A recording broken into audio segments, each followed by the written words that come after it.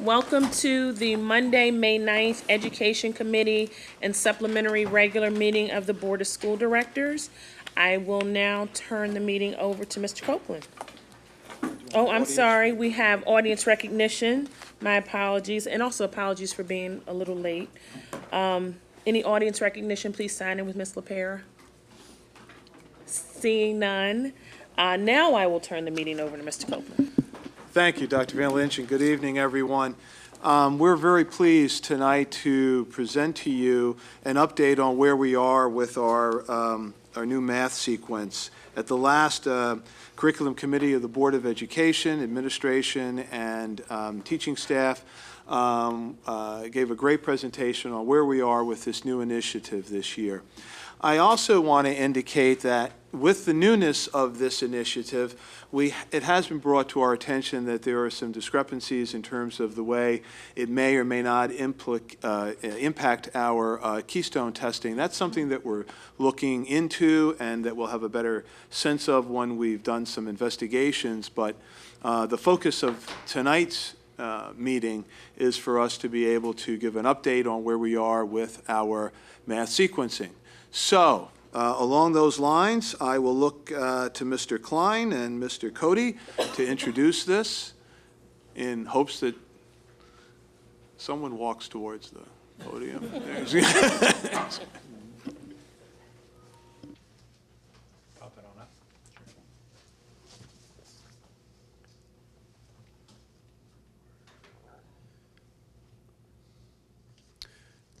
Good evening, everyone. We'd like to just provide a brief update to the board this evening around the math sequence and Summer Bridge. Before we get into some of the presentations, I wanted to share with you some data that we collected. Mr. Lilly, our math supervisor of STEM, initiated a student survey and collected some data from students after putting out a survey to 100 juniors and seniors in the calculus and pre-calculus classes. We wanted to identify self-identified learning gaps that some students sort of projected where they were seeing those particular gaps.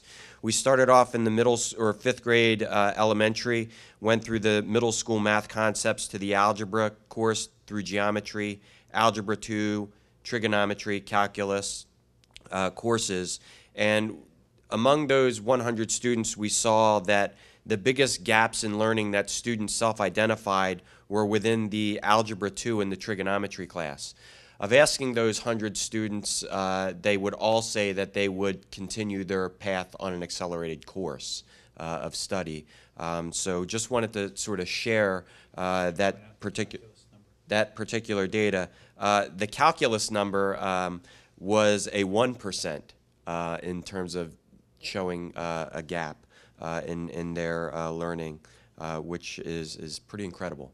So 1% of the student population was saying that they really didn't see much of a gap in their learning. So with that, we wanted to talk about the goals of the presentation tonight. We just wanted to review the current math sequence and opportunities for acceleration, and to share current and future bridge opportunities that we currently have. So this particular math flow chart, you'll see we're going to take a look at moving from fourth grade through a bridge to pre-algebra. And you'll notice that starting in fourth grade, leaving fourth grade, we have a screening process. And I'm only going to focus on that fourth grade going to the pre-algebra section. Our screening process coming out of fourth grade will determine if a student is ready to accelerate to a fifth grade math course or stay in a fifth grade math course non-accelerated at that particular time. Leaving fifth grade, we require 3 benchmarks. So you're going to sort of see a difference in the bridge going from fifth grade to sixth grade, and then coming out of middle school, sixth grade, going into the Algebra 1 course or the Algebra 1 Part 1. So looking at the fifth grade, we have a screen process first that we take into account 3 benchmarks. So we have to wait for that data on the 3 benchmarks in order to conduct our screening to determine whether a student will take a bridge course to pre-algebra going into 6th grade or follow continuum into a 6th grade math course rather than accelerating through a pre-algebra. You have anything to add? Let me jump in for just a second. So, thank you this evening. I do want to apologize. Nancy Conchia Mesa is with the Family STEM. I got it, didn't I? We're close. Nancy's with the Family STEM night. She will be over afterwards. The STEM night ended up at 8. They were doing some processing, and then she'll come over. But she obviously is, along with Ian, and I thank her for being here this evening, are our internal experts for this. But a lot of what we wanted to talk to you about has to do with, and this came as a result of feedback that we got from the curriculum committee, to put it in a flow chart where you could actually see, here's where the courses go, here's where the bridges are, and Brian and I jobs tonight along with Ann and Nancy is just to clarify those bridge opportunities. So again, we got some really good questions at the curriculum committee of the board meeting that I think were helpful here. And the first bridge we will talk about is that fifth grade into 6th grade bridge that has the opportunity to get a child who has been in the regular 5th grade math accelerating into pre-algebra. Is that the next slide, I think? Okay.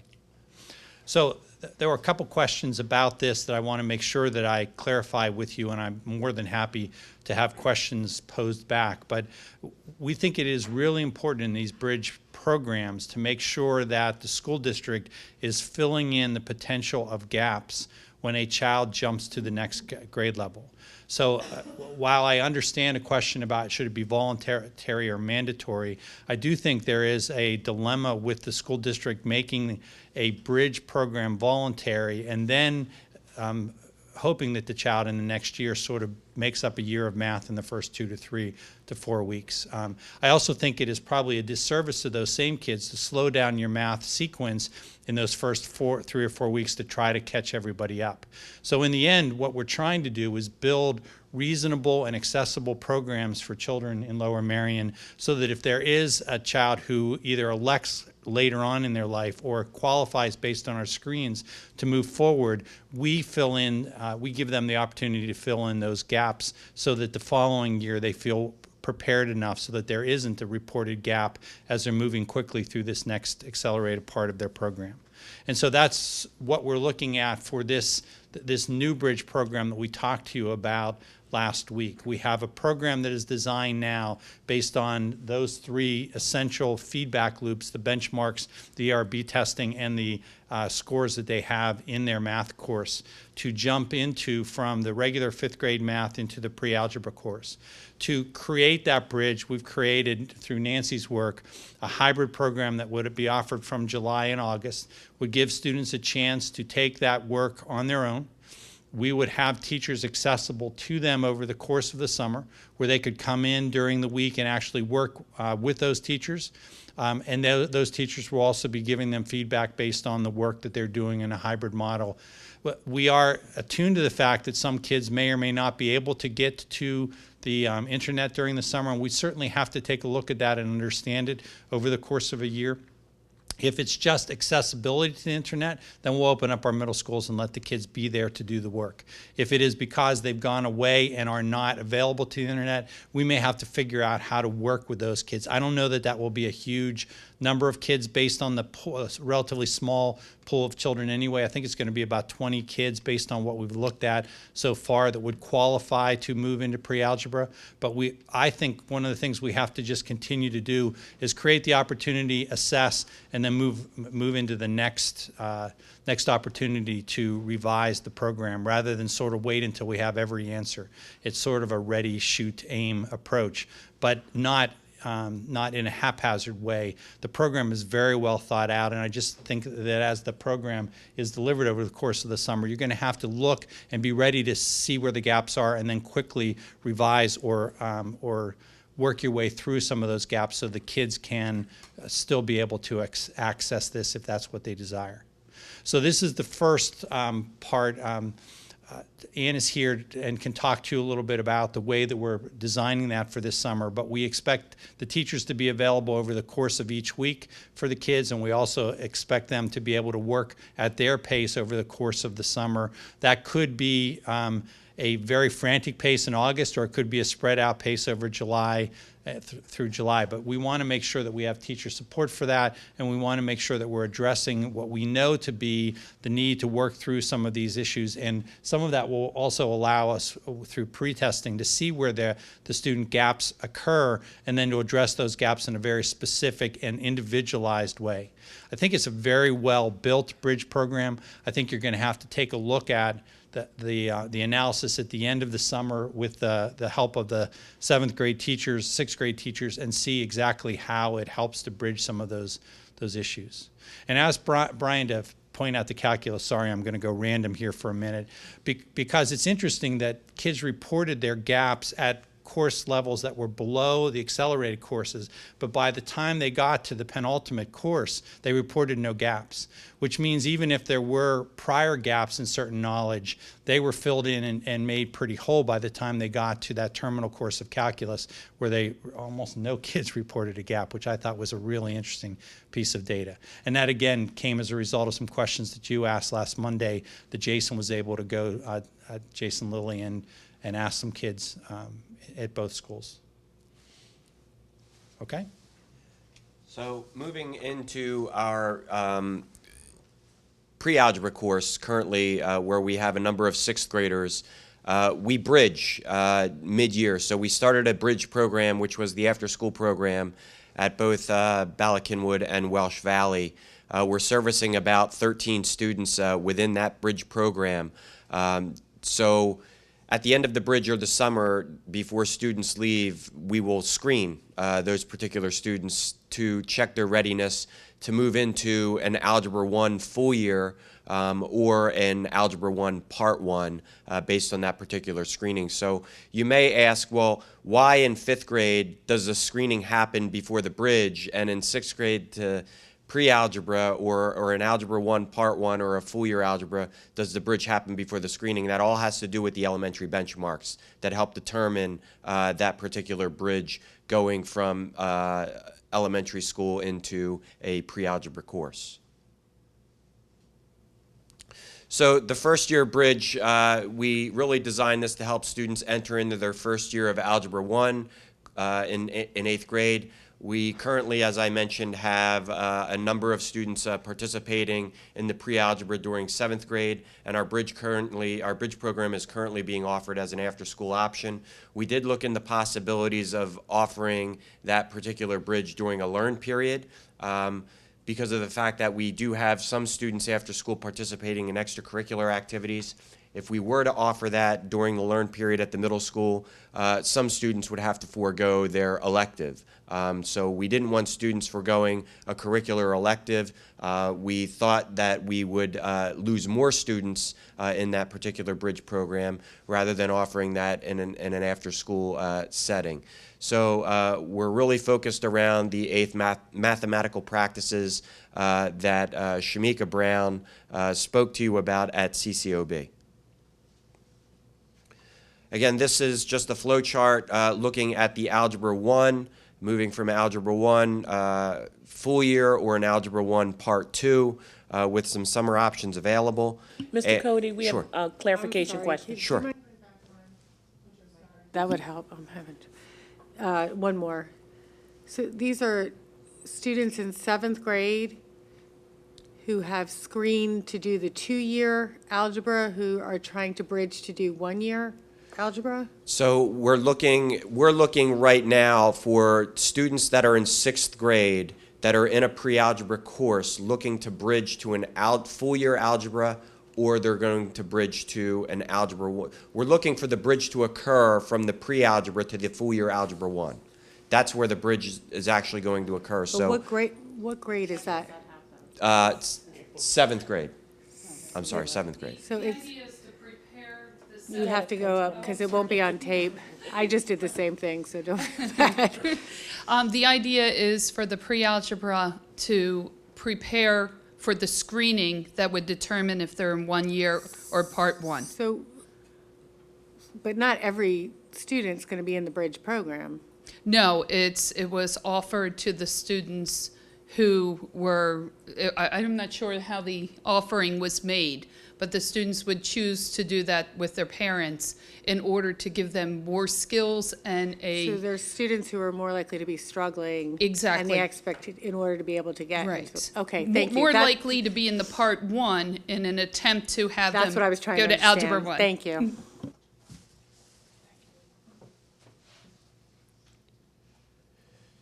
So this particular slide is representing how students are then moving from an Algebra 1 Part 2 or a full year algebra into a geometry class. We do offer summer options in order for students coming out of Algebra 1, Part 1, that wish to take a summer option over the summer in an Algebra 1 Part 2 as an accelerated course.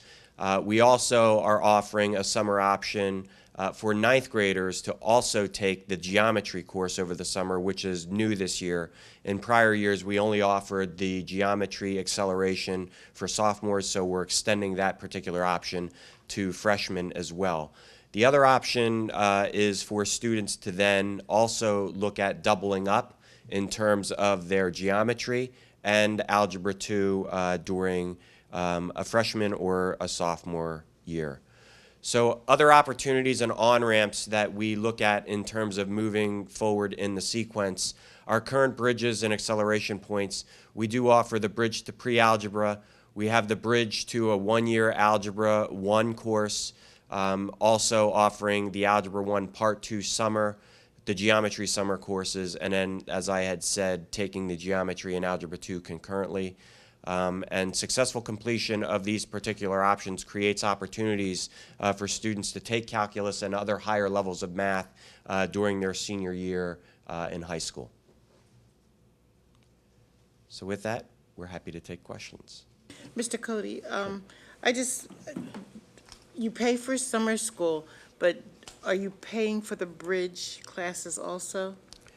The bridge classes, I believe, are not being offered as a paid course for summer school. Okay. I can check on that, though. Yeah, let's check. My understanding was because most of this was online, that it was not something that we were charging for, and the district was picking up the cost of any staff that were meeting. That's correct. That's the intent. That's correct. Okay. So for someone who doesn't have access, and you had mentioned this before, it becomes more of a challenge. And you said you would, possibly open up the middle school so that they would be able to work on the bridge math.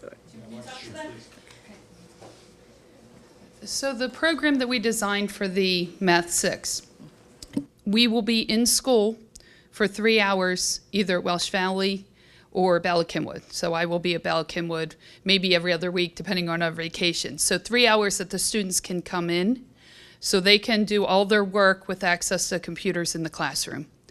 Or they can do it online at their convenience. They can email us. We have immediate feedback. We can take a look at that. We did talk about the situation if we have a child who cannot get into school or does not have access, and we were looking at those as individual cases.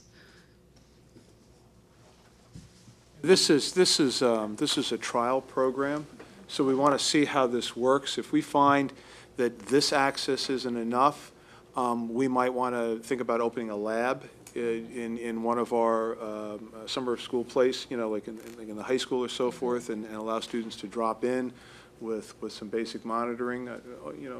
We'll work and see what's necessary as we move on.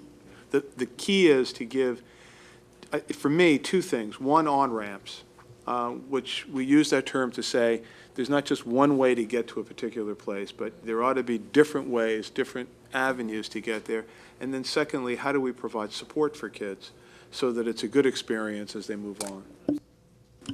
Ms. Ackman? I was just going to lob in some qualitative feedback but also I think this, I like the fact that you're creating new pathways for kids to move up in math. But my daughter, who's currently in Ann Brightlich's class, has said to me on multiple occasions that some of the kids who were not in advanced math in 5th grade, who are now in advanced math in 6th grade, it's harder for them. And I'm sure it creates challenges in terms of different levels of teaching. So I think it's a smart way to level set and make those kids have a better experience in 6th grade math. And the other thing I would encourage is, and I'm sure you know this, but just flexibility over the summer, or maybe if there's like a mini course right at the end of the summer, just so for kids who are not here in the summer. I happen to have some kids who would be very unhappy if they couldn't do what they like to do, which is not here in the summer, just to be flexible, as you're saying. But I think online access is maybe a good solution to some of that with a lab option. But this is, I think this is neat also because there seems to be a lot of weight, right now my 4th grader is testing into, they're taking the tests, and it causes everyone a lot of stress. And the perception in the past was, this is the stage gate, and if you don't get into advanced math in 5th grade, you're on a permanent track that you can't get out of. So I think this is a good idea. Thank you. Thanks, Ms. Agnew. I just had a point of clarification with Lori's point. Dr. Burlitich, do you recommend a certain number of hours of level of engagement over the course of the summer? I know it was discussed in curriculum that students might be waiting until August to do it, but my assumption is, we want them engaged to some degree, at least over the course of the summer versus all at one time. Could you speak to that a bit? Sure.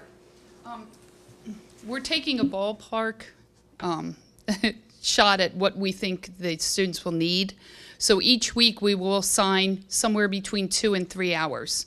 So the first of the 8 weeks, if the students wait until the end and do all that, what they're going to lose is the teacher support each week for that 3 hours when we're available. But it is possible to do the 24 hours at the end of the summer in preparation. You just wouldn't have that time to work. But the pretest would come into us, we would assign, it would give us all the information we need. It would just be a lot to do in 1 week or 2 weeks, but it could be done.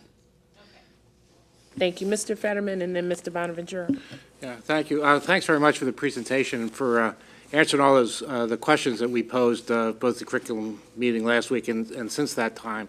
It really helped me understand a little bit better what it was all about. And so just so I understand for clarification, if you're in 5th grade accelerated math, you don't take the summer program to go to pre-algebra. That's correct. So the bridge program is really an opportunity to go into the more accelerated program. So, and the other question, it's a great opportunity, I think, in looking at it in that respect. And the other thing is that there's no requirement that you have to accelerate even if you qualify. In other words, that's based on parents and teachers' recommendations, et cetera. So you don't necessarily have to do it if you don't want to. Right? Correct.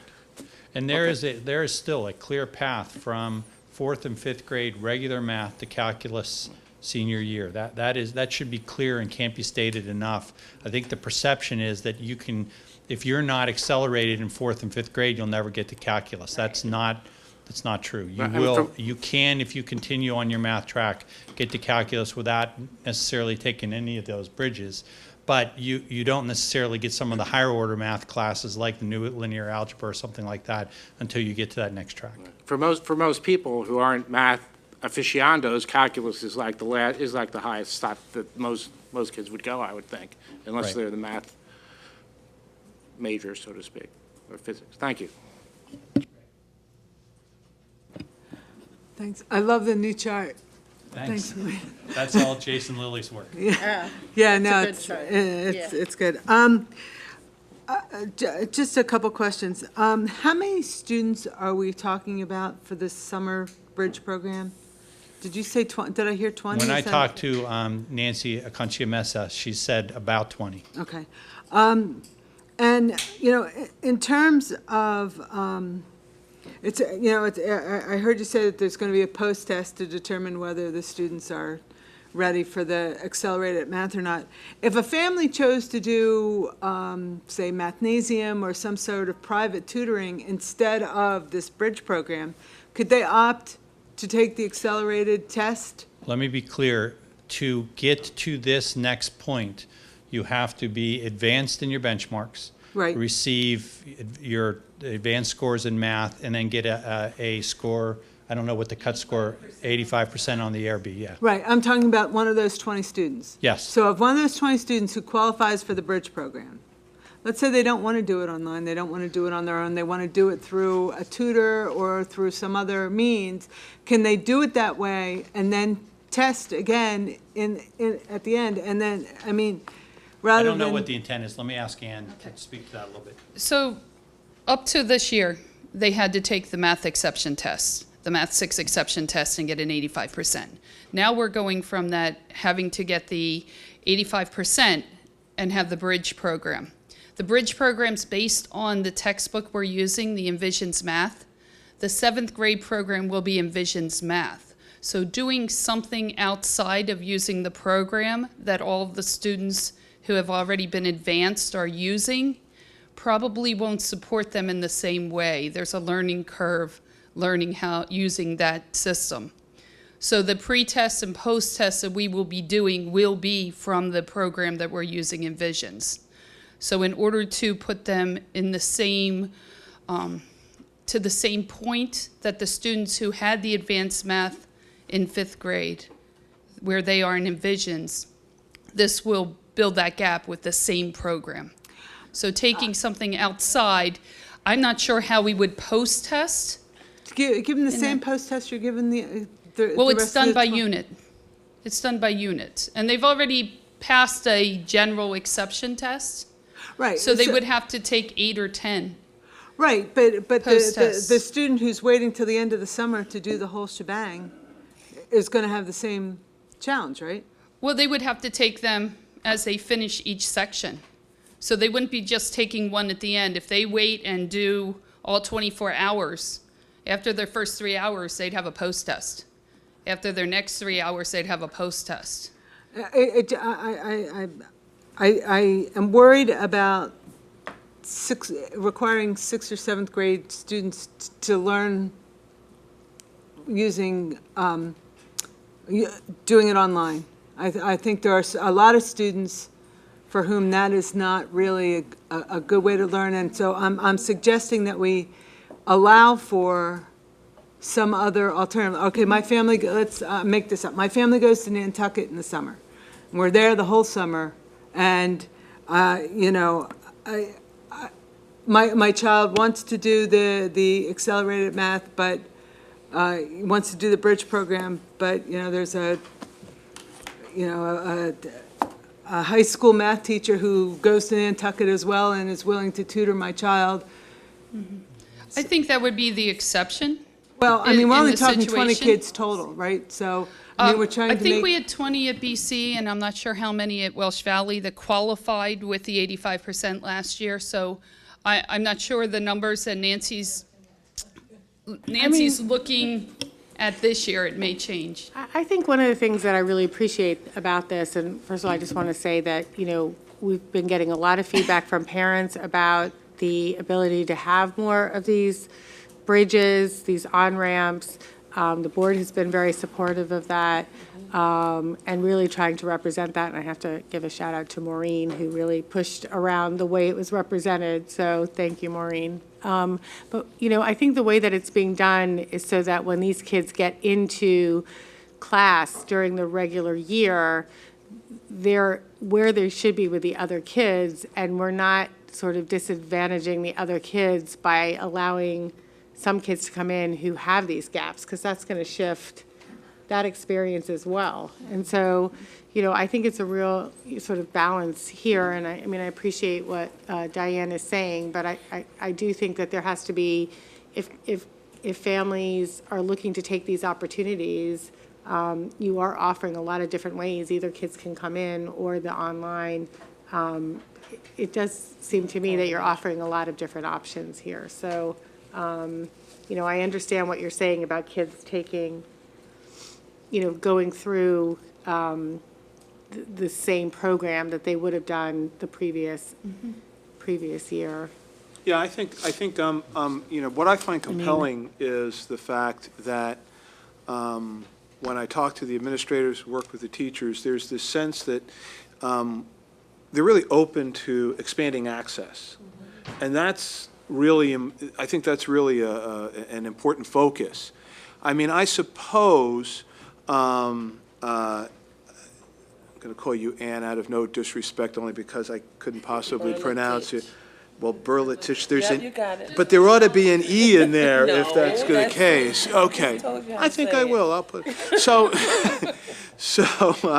and I mean, if somebody came to us with a plan and said, look, here's an exception, here's the plan that we're going to put in place, here's what we're going to do, married to, here's how we can assess it. If it's possible, we give it a shot.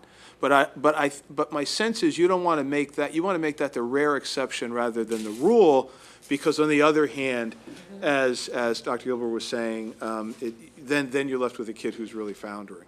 And if I could, you'd have to show us that you couldn't access what we already have online for you to, and so to Diane's point, I think it's a good option for a kid that might go away. But voila, we've given you everything you need. If you're going to use someone outside of that area, well, it's all there for you. You can work one-on-one. And if you aren't necessary, if you're in Lower Merion and you are not interested in a blended format, then we have the teachers for you to work in 3-hour segments, either at Welsh Valley or Bala Cynwyd every week. I don't think Lower Merion could have offered a better and more flexible option, and I would agree with Mr. Copeland. At the terminal point where you can show us you can't use any of those options, then we would certainly work with you for another issue. But I think this key issue here, and it was one that Dave raised early on, is that you have to provide an opportunity to fill in those gaps or run the risk that the kids are going to go into next year and be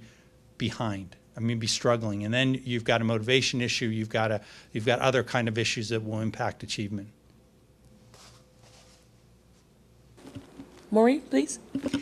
I have 2 questions. The first one is the pre-algebra bridge, so I want to make sure to clarify. If I have a child in pre-algebra now, they will be screened to see whether they go Algebra 1 or Algebra 1 Part 1, whether they're in a bridge program or not. Correct. Okay, so nobody needs to panic that their kid is not in a bridge program. Okay, so that's Correct. my one question. And then to sort of follow on that, this is bound to, you know, even just redoing the chart is bound to raise a number of questions. Where would you like parents to go, or kids or whoever else to go, if they have questions on this or question about their children's track? I hate to throw them quickly under the bus, but I would say you start with Jason Lilly, with Mr. Lilly's email, and we can make that available in there. But there's no one who is now more versed in this, because we've asked them this question 2 or 3 different times and ways in how we're actually trying to put this all together. Certainly, Ms. Acancia Mesa is also very skilled at this too. Just a clarification point, Mr. Klein. So would parents who have the questions, who may not be as familiar with Ms. Acancia Mesa and Mr. Lilly, could they go to the math specialist in the building? Absolutely. Okay, so they would have that same knowledge and be able to And I fully think that's a explain the really good- process. What Brian and I realized after we put all this work together is we want to make this available to the principals and the math specialists too. They haven't seen this really fancy new chart, but it's because it's sort of being unveiled this evening as a work of art. But once it's been published and we can copyright it, we'll get it out to people and make sure that they're conversant in it too. I think as a visual, I give Jason a lot of credit. I think as a visual, this really helps answer some of those questions, and it doesn't necessarily segment it into these grade levels. It really just talks about scope and sequence of the math program. Please, Ms. Ackman.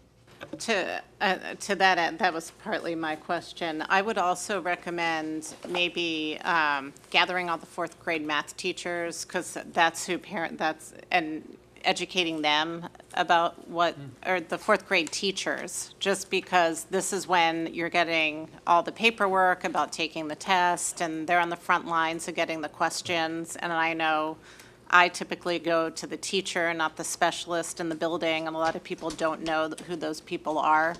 So I think it would be worth, having a meeting with them and explaining this so they can talk about it, because they're also the person you're most familiar with and maybe trust and knows your child's skill level the most. So just another suggestion in terms of explaining it to parents. Yes, please. The process, I can only speak to the process at Bella Cynwyd, is the parent contacts the teacher of their child, and then it comes to me as math specialist. So it does follow that. The other part that when Jason came over and showed this to me, all of the large rhombuses, okay, that's an everyone screening. The reason the one is smaller is because you have to qualify for that one. So we shrunk that one down when he showed that to me, because that's select students based on the criteria. But the two large blue ones are, everyone is screened with those too. So that kind of helps that visual. Other questions? Okay, please. Thank you for the presentation. In terms of planning for the summer, when will the letters go out about the bridge program and options and that kind of thing? Come on up here, Nancy. You can tell them how the STEM night went too. It's fabulous. Wish everyone could have been there. Jen told me how to access her tweets, but I really don't know how to do that. So, to answer your question, the math specialist will call personally each parent and also send home a letter in June. But it'll be a personal contact and a letter as well. And is that before the end of school? Yes, yes. Other questions? All right, thank you very much. Thank you very much, great job. I noticed you threw in rhombus in there, that was pretty good.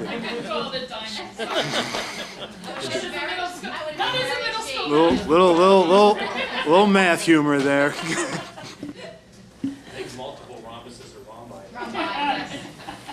So we're at the conclusion of the meeting, so now we have audience recognition. Anyone want to speak?